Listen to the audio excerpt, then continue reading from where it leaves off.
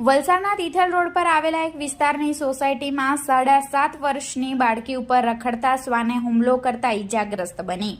મંગળવારના રોજ 4 કલાકની મળતી માહિતી મુજબ વલસાડમાં તિથલ રોડના એક વિસ્તારમાં આવેલી સોસાયટીમાં રહેતી 7.5 વર્ષીય બાળકી ઉપર રમતી વેળાએ રખડતા શ્વાન દ્વારા હુમલો કરવામાં આવ્યો હતો, જેને લઈ બાળકી ઈજાગ્રસ્ત બની.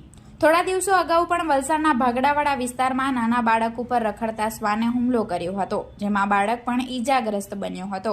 આ રખડતા શ્વાનના ત્રાસથી શહેરીજનો ત્રાહિમામ પોકારી ઉઠ્યા છે. આ સમગ્ર ઘટના નજીકમાં લાગેલા સીસીટીવી કેમેરામાં કેદ થઈ જવા પામી હતી.